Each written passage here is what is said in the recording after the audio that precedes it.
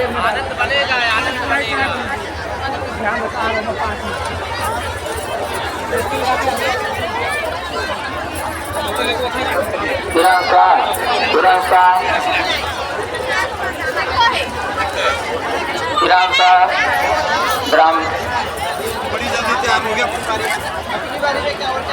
हम धनपाड़ी नेपाल की रहने वाली हिरण शाह ग्राम सतपाड़ी नेपाल की रहने वाली आप मेला क्षेत्र में जहाँ कहीं भी हो आप भूले भटके स्थिति में चले आए। यहाँ विनोद शाह भूले भटके स्थिति में आप प्रतीक्षा कर रहे हैं।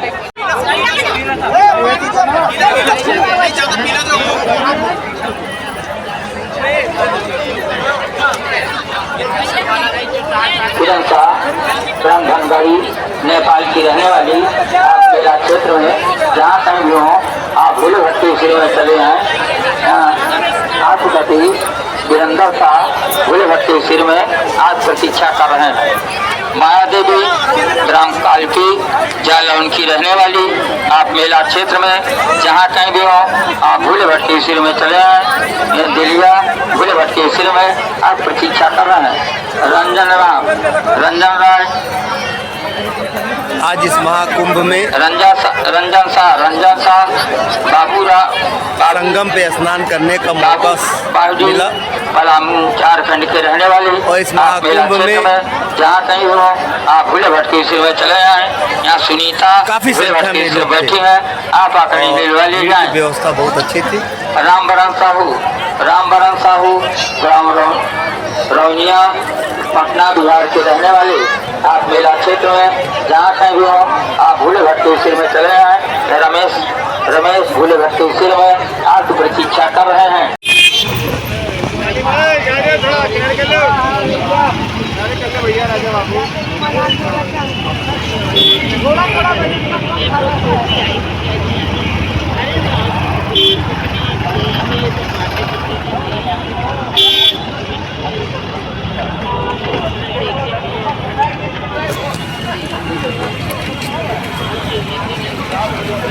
तो बताओ कि जज बन गए हैं।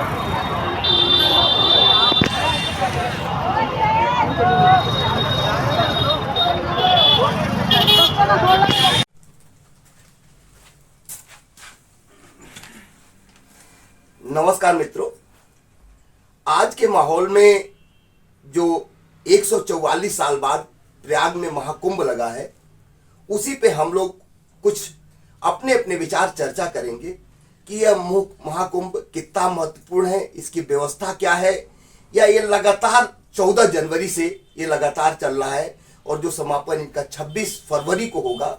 ये कुंभ बहुत ही महाभव्य रहा। लगभग 60 करोड़ आंकड़ों के हिसाब से अभी तक स्नान कर चुके हैं और उसका दर्शन करके उसका लाभ ले चुके हैं।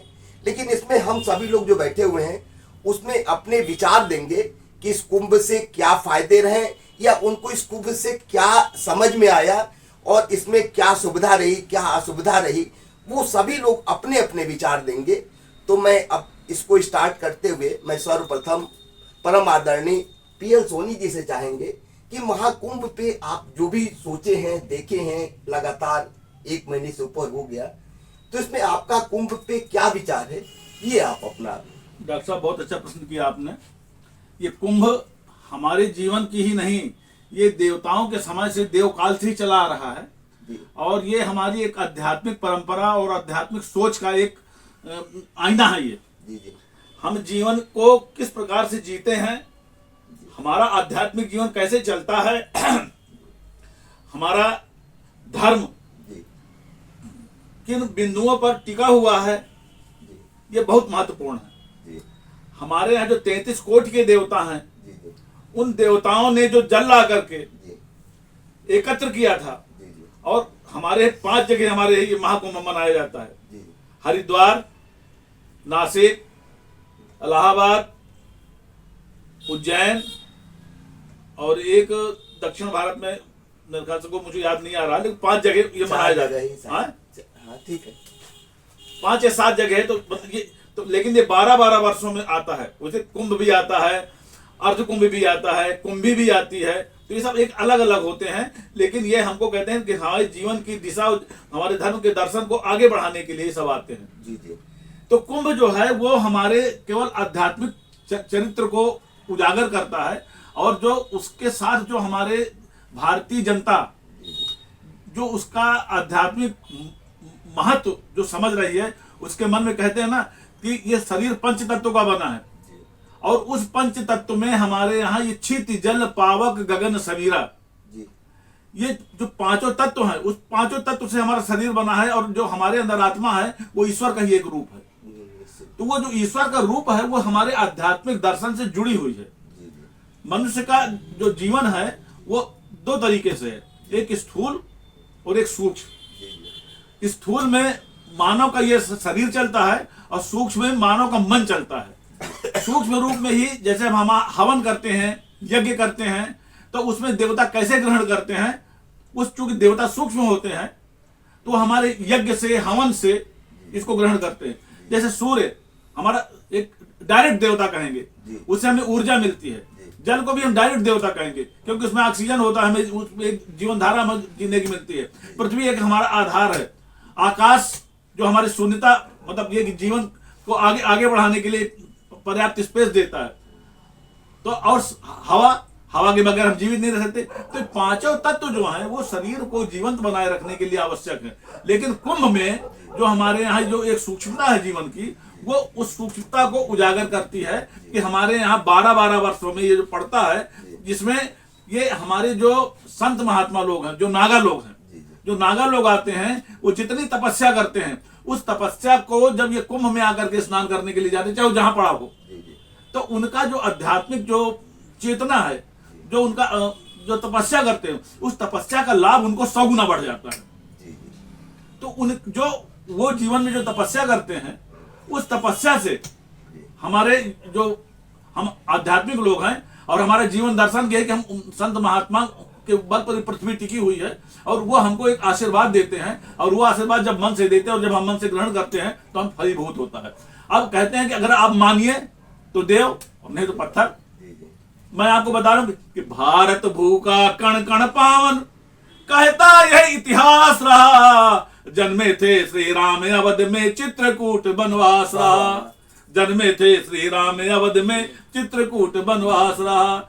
जब जब इस पावन धरणी पर हानि धर्म की होती है, नीति नहीं चलने पाती जब जय अनीति की होती है। अन्यायी प्रतिकार करें, सत्पुरुष सताए जाते हैं, उनका दुख हरण करने प्रभु भिन्न रूप में आते हैं। तो आज कुंभ का जो महत्व है, वो देवता स्वयं सूक्ष्म रूप में आकर के वहां स्नान कर रहे हैं, और हमारे मानव जीवन को कृतार्थ कर रहे हैं। जो लोग इस बार उंगली उठा रहे हैं, इसको निगेटिव रूप में देख रहे हैं, कहते हैं कि जाकी रही भावना जैसी प्रभु मूरत देखी तिन तैसी। अगर आपकी भावना धार्मिक है, आध्यात्मिक है, तो आपको गंदी चीजें कतई नहीं दिखाई देंगी। अब फिर देखिए, राम रावण युद्ध हुआ था, तो अध्यात्म एक धर्म की लड़ाई के लिए न जाने कितने मारे गए थे।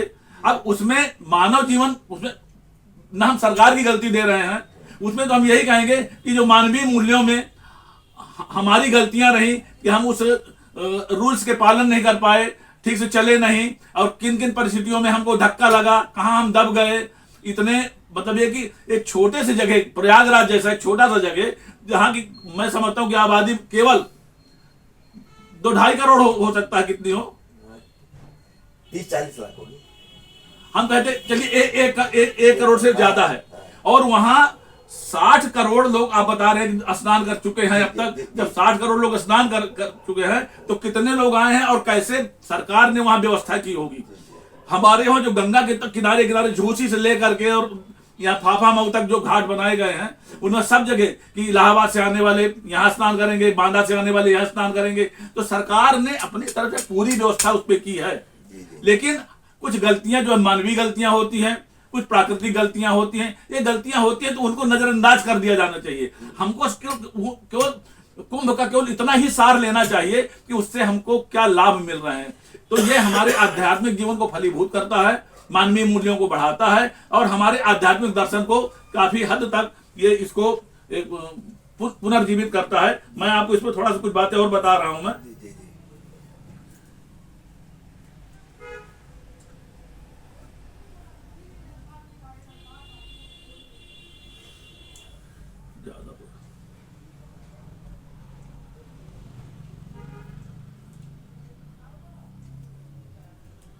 चलो इसमें नहीं आ रहा, लेकिन सिर्फ ये है कि ये देवता भी इसमें स्नान करने आते हैं सूक्ष्म रूप से, साधु महात्मा भी दर्शन करते हैं, नागा लोग भी स्नान करने के लिए आते हैं, और जो आध्यात्मिक रूप से उनसे मतलब ये कुंभ से जुड़ा हुआ है, देवों से जुड़ा हुआ, अपने धर्म से जुड़ा हुआ है, वो जरूर वहां जाकर के स्नान करता है।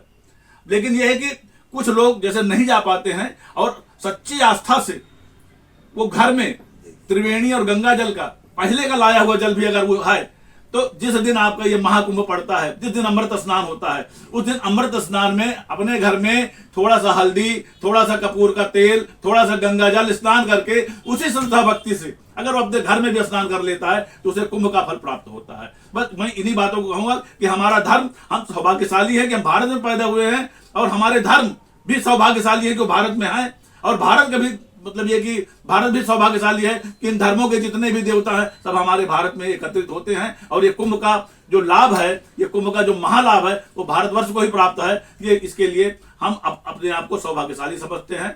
ये मेरा सिर्फ ये कुंभ के विषय में ये कथन है। अभी हम लोगों के बीच रिटायर्ड डीवाईएसपी और कवि पीएल सोनी जी ने विचार रखे, निश्चित रूप से कुंभ के बारे में विस्तार पूर्वक अपने विचार दिए। अब इस क्रम को आगे बढ़ाते हुए मैं अपने परम आदरणीय पंडित जी से मैं चाहूँगा, क्योंकि हम लोगों के बीच सबसे वरिष्ठ है और विशेष रूप से जो महाकुंभ है या धार्मिक है या सनातन के बारे में हम लोगों का मार्गदर्शन करेंगे। परम आदरणीय पंडित जी। धन्यवाद। अब कुंभ के विषय में विचार क्या रखें? कुंभ का अर्थ होता है घड़ा जी। तो अब हमारे सोनी साहब ने तो बहुत कुछ कही दिया, हम क्या कहें। तो मानस की एक चौपाई है, प्रेम अमीय मंदर विरह भरत पयोधि गंभीर, क्या बात है। मथ प्रकट्यो सुर संत हित रामचंद्र रघुवीर। मतलब ये कि जो मनुष्य है, ये वह पहले तो कथानक हम बता दे संक्षिप्त में कि प्रत्येक मनुष्य के अंदर आसुरी शक्तियाँ और दैवी शक्तियाँ दोनों ही विद्यमान है। और कबीर ने क्या कहा है? कबीर ने भी वही चाहिए कहा है कि पोथी पट पर जगमुआ पंडित भया न कोय, और ढाई आखर प्रेम के पढ़ाई से पंडित हो। तो ये जो दैवी और आसुरी शक्तियां हैं, इनमें युद्ध बना रहता है। तो कथानक क्या है इस कुंभ का, ये हम बता रहे हैं कि देवताओं और राक्षसों ने, असुरों ने मिल करके समुद्र मंथन किया। मदिराचल की उन्होंने मथानी बनाई और समुद्र मंथन किया, तो उसमें रत्न निकले, तो अमृत भी निकला और विष भी निकला। तो अमृत पान करने के लिए देवता भी लालायित थे और असुर भी लालायित थे। तो वो जिस कुंभ में, जिस घड़े में अमृत रखा था, उस घड़े को लेकर के जब देवताओं ने तो पूरा जो है वो कथानक में हम नहीं जाएंगे विशेष, लेकिन हम बस खाली इतना बताएंगे कि उस छीना झपटी में घड़े की बूंदें जो 4 जगहों पे गिरी थी, उन 4 जगहों पे कुंभ मनाया जाता है। और 12 वर्ष के बाद मनाया जाता है। 12 वर्ष के बाद इसलिए मनाया जाता है कि जो देवताओं का 1 वर्ष होता है वो 1 दिन के बराबर होता है। तो हम लोग जैसे प्रातः काल होता है, तो इस तरह से 4 जगह कौन कौन है? जो 4 जगह है, उज्जैन है, नासिक है, हरिद्वार है और प्रयाग है। अच्छा, ये प्रयाग को भी हम बता दें। प्रा जो है, प्रा उपसर्ग लगा है। यज्ञ, जो यज्ञ होता है, एक प्रक्रिया होती थी। तो इस यज्ञ के लिए के आगे जो प्रयाग, वहाँ पे ज्यादातर जो है मुनि और साधु संत रहते थे, इसलिए उस स्थान का नाम विशेष रूप से प्रयाग पड़ा। और ये जो अभी हमने दोहा बताया, इसका अर्थ ये है कि जो प्रेम है ना, एक कहावत कही गई है, रामायण में है, वो जो है चौपाई के माध्यम से, कि हरि व्यापक सर्वत्र समाना और प्रेम से प्रकट हो मैं जाना। प्रेम जो है, कबीर भी वही बात कहते हैं कि पोथी पढ़ जग मुआ पंडित भया न कोय, और ढाई अक्षर प्रेम के पढ़े तो पंडित हो। तो ये जो प्रेम है, प्रेम, ये प्रेम ही अमृत है। और ये प्रेमामृत जो निकलता है, आप इसको देखिए, हमने बताया अभी, ये लिखा हुआ बता रहे हैं, हमारी अपनी कल्पना नहीं है कि देवताओं का जो है 12 वर्ष का दिन होता है।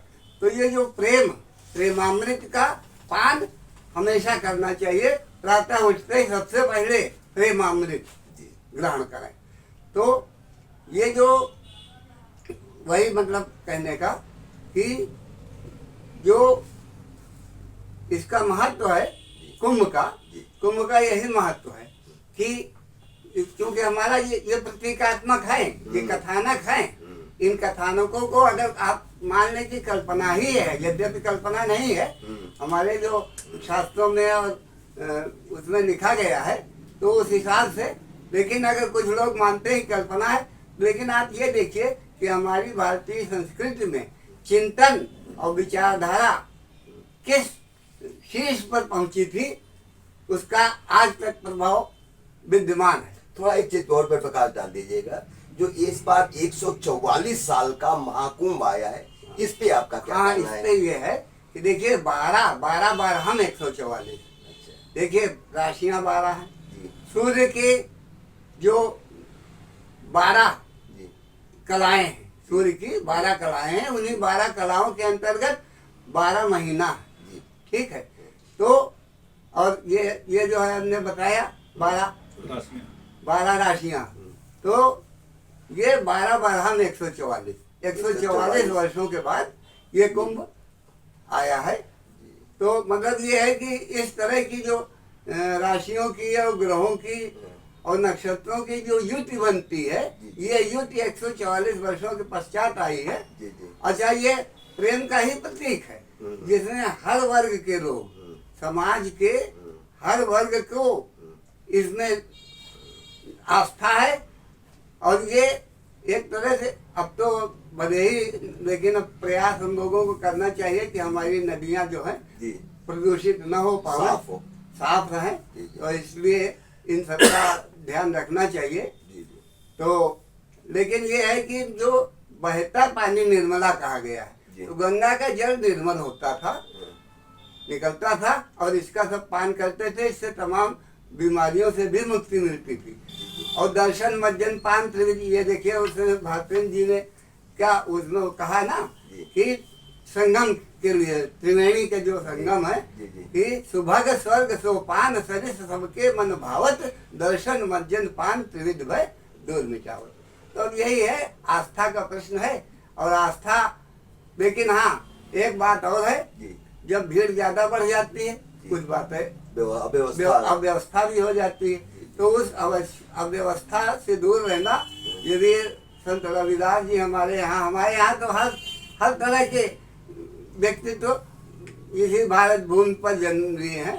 तो वो जैसे पिपला जो कनादि थे, जो खाली पत्ता और तिनका खा के रहते थे, तो ये भी एक तपस्या है। तो मतलब ये कहने का कि ये जो कबीर ने कहा, रविदास थे ही, उनका कथानक बहुत मशहूर है कि उन्होंने कठौती से निकाल दिया था कंगन। हाँ, तो ये मन चंगा तो कठौती में गंगा। तो इसलिए भले ही 144 वर्षों में, लेकिन यहाँ पे मूल रूप ये है कि हम प्रेम के सागर में जाकर के, ये जो हमारा मन है जिसमें दोनों तरह की भावनाएं विचार विद्यमान हैं, इसमें से हम प्रेम का अमृत निकालें और उसका पान करें। वहाँ जाने की कोई, हालांकि बहुत जरूरी है, अगर व्यवस्था ठीक लगे और आपकी आस्था हो, आप जरूर जाएं। लेकिन हमारा तो सिर्फ ये कथन है कि जिसमें आप भी सुरक्षित रहें और दूसरे को भी सुरक्षा। दूसरे को भी सुरक्षा। बस इन्हीं शब्दों के बाद आप जो है हम अपनी बात खत्म करते हैं। धन्यवाद।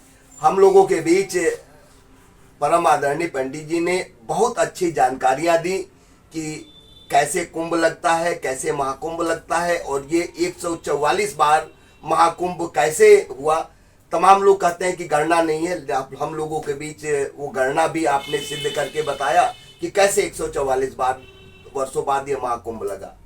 अब हम लोगों के मालवी जी, अभयदेव मालवी जी, और मैं चाहूंगा कि इस पे आप अपने वरिष्ठम है, आप सुझाव दीजिए कि महाकुंभ पे आपका क्या सुझाव है। डॉक्टर, हमारा सिर्फ सामान्य सा मानना है जी जी कि इस भारतवर्ष की भूमि पर जी जी जो सनातनी भूमि कही गई है, जी जी विभिन्न भाषाएं, विभिन्न सामाजिक पद्धतियां, जीने की कलाएं, पूजा पद्धतियां सब होने के बाद भी कुंभ 12 साली कुंभ, महाकुंभ 12 साल का है, अर्ध कुंभ 6 साल का है।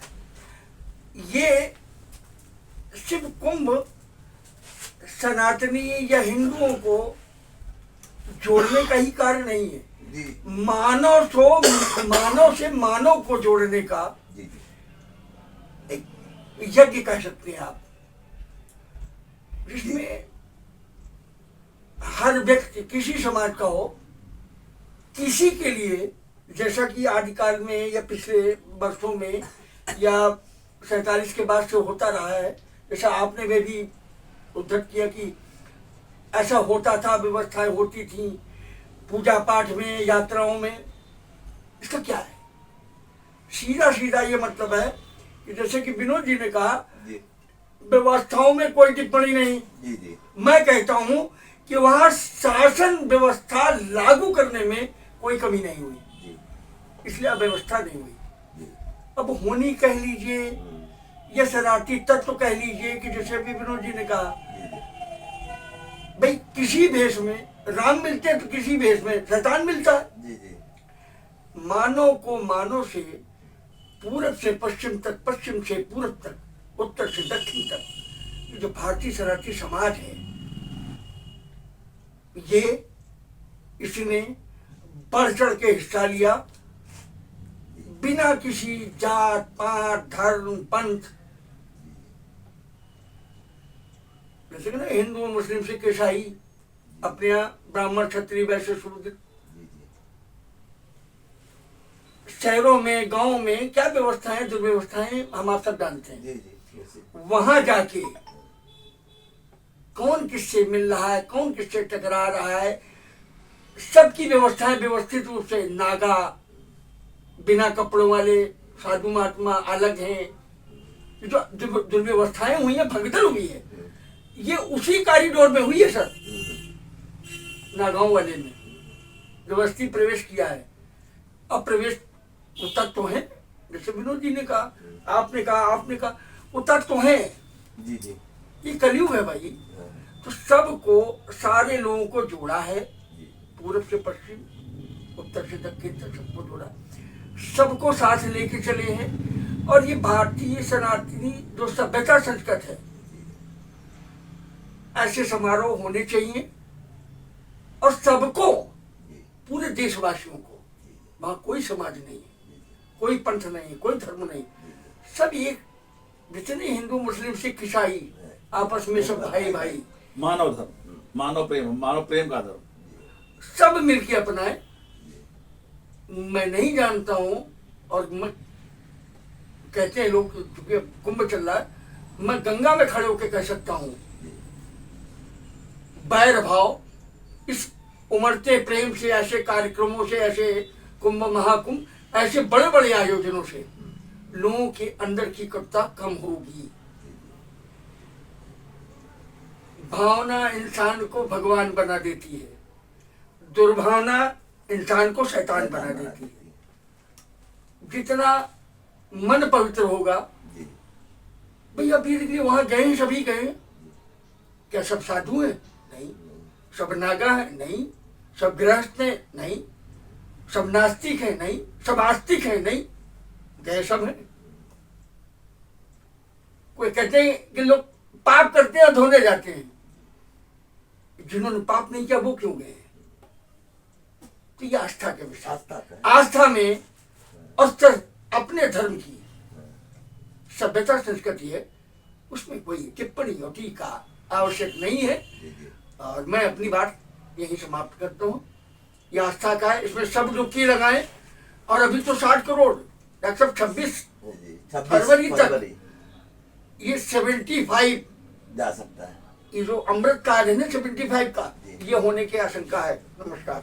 और मैं तो ये कह रहा हूँ कि जो मतलब ये कि केवल अमृत काल में ही स्नान क्यों, बीच में जितने भी खाली दिन पड़ रहे हैं ये सारे अमृत काल हैं। जी जी। और इस अमृत काल में बगैर भीड़ के जो स्नान कर आया उसको भी उतना ही फल मिलेगा जिसको अमृत काल में जितना फल मिला है। ये मेरी अपनी धारणा है, मेरी अपनी श्रद्धा है। और मैं चाहता हूँ कि इन दिनों में भी जो लोग स्नान कर रहे हैं, ईश्वर उन लोगों को वही फल प्रदान करे जो अमृत काल में प्रदान कर रहा है। हम लोगों के बीच मालवी जी ने अरे डॉक्टर साहब एक मिनट, और कुछ अभी ऐसा सुनने में आया है जी कि 14 जनवरी से 26 फरवरी तक ये कुंभ का, महाकुंभ का पीरियड है, समय है।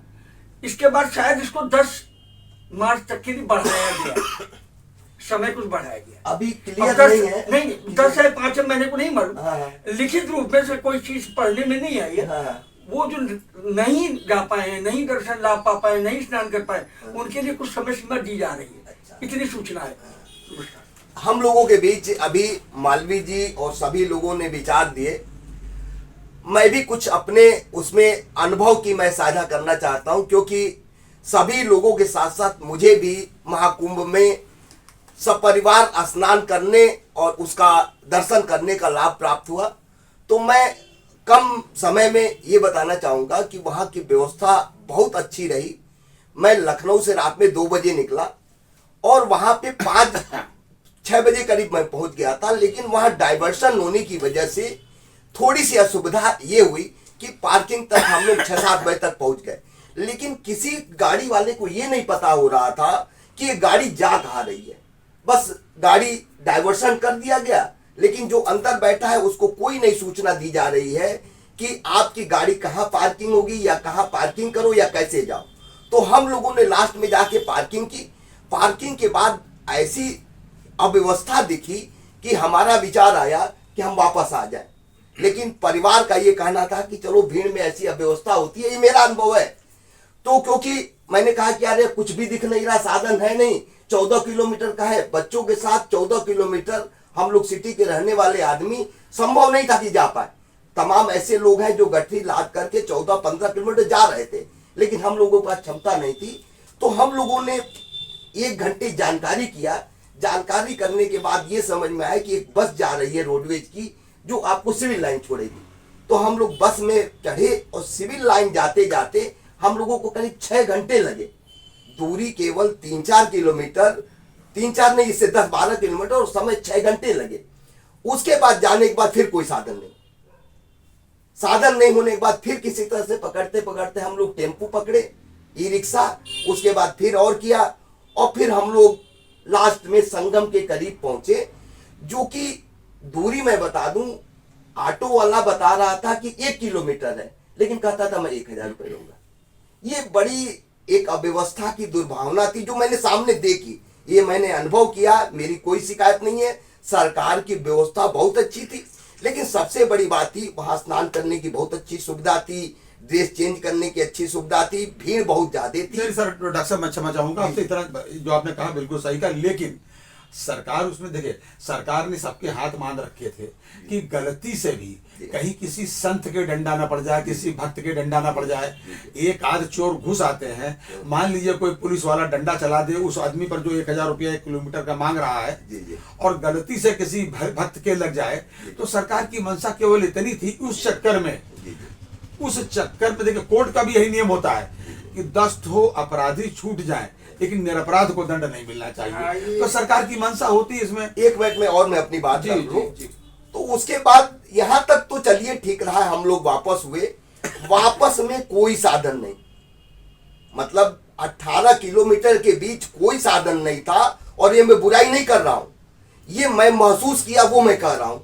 और ये अरे सब छोड़िए इस बात को। नहीं, एक मिनट, मैं आपको बता दूं, मैं आपकी आपकी ही बात कह रहा हूँ। जी इसको नोट कर लीजिए, क्योंकि आप सब संत लोग हैं। जी जी वापसी के लिए कोई साधन नहीं है, केवल टिकट पक्का है, कोई साधन नहीं है। आपके कर्म ही आपका साधन रहेंगे। बिल्कुल वैसे, बिल्कुल वैसे जैसे आपने कुंभ में देखा, बिल्कुल वैसे है। एक मिनट सुन लीजिए, आस्था आपकी नैया पार कराएगा। एक मिनट सुन लीजिए। जब वापसी का बात हुआ तो मैंने आज तक उस साधन का इस्तेमाल करते हुए नहीं देखा था कि इतने बड़े सिटी में, इतने महाकुंभ में, जिसमें सामान ढोए जाते हैं, जो असमर्थ लोग चलने में थे वो ट्राली पे बैठ करके गए। और दूसरी बस सिविल लाइन, एक बड़ा बस स्टैंड है, वहां पूरा सिविल लाइन बस स्टैंड खाली था और उसमें एक भी बस नहीं थी, आने के लिए कोई बस नहीं मिल रहा था। किसी तरह से मजबूरी में हमने एक ऑटो वाले से कहा, एक चौर में बता दूं आपको जानकारी के लिए, एक मैं होटल में गया कि वहां मैं रुक जाऊं, तो उसने कहा एक रूम का 5,000 रुपए लगेगा, 3 रूम का 15,000 चाहिए। तो इस टाइप की फिर हमने किसी तरह से कोई 5 स्टार होटल था क्या? नहीं, एकदम नॉर्मल ऑर्डिनरी, हनुमान मंदिर के पास सिविल लाइन के पास था। अच्छा। इसके अलावा लास्ट में एक से मैंने कहा पोती मेरी है, जरा स्टैंड तक छोड़ लो। और ये मेरा हुआ कि बड़ी रिक्वेस्ट, वहां हजारों की संख्या में थी लेकिन किसी को साधन में। इसमें लास्ट में मेरा यही कहना है कि सरकार अभी 2-4 दिन बचे हुए हैं, उसको व्यवस्था को थोड़ी सी सुचारू कर दे।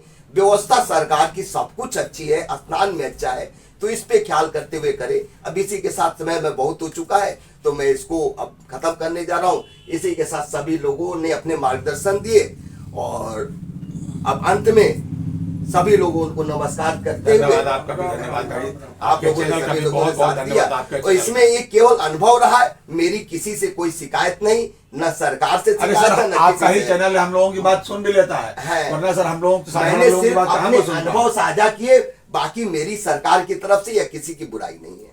जय हिंद, जय भारत। जय श्री राम। जय श्री राम।